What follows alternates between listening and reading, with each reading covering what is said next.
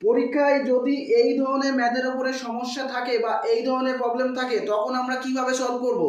দেখো আমরা এখানে কোনো চিন্তা করব না, শুধু কটা স্কোয়ার রুট আছে আমরা গুনবো। কটা আছে এখানে? একটা, দুটো, তিনটে। আর স্কোয়ার রুটের পকেটে সবসময় মনে রাখবে 2 থাকে। তাহলে কটা 2 আছে না? 3টে। তাহলে যে কটা 2 আছে আমরা তাকে গুণ করব। তাহলে কত? 2 দিয়ে 4, 4 দিয়ে 8। যে মানটা বেরোবে সেটা আমরা পাওয়ারের থেকে ভাগ করে দেব। ভাগ করলে কত হচ্ছে?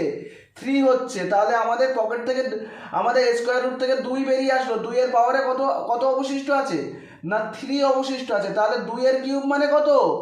8। আমাদের অ্যান্সার হয়ে গেল 8। তাহলে এটা তোমাদের আমি হোমওয়ার্ক দিলাম, এইটা তোমরা আমাকে করে কমেন্ট করো দেখি অ্যান্সার কত হচ্ছে। তাহলে আমরা কোনো সমস্যা থাকলে, এই ধরনের সমস্যা থাকলে আমরা এইভাবে সলভ করব। ক্লিয়ার? যে কটা স্কোয়ার রুট আছে গুনে নেব, গুনে সেটা দিয়ে পাওয়ারকে ভাগ করব। যে মানটা থাকবে, যে সংখ্যাটা আছে তার পাওয়ারে বসিয়ে তার মান যত হচ্ছে সেটাই আমাদের অ্যান্সার। ক্লিয়ার?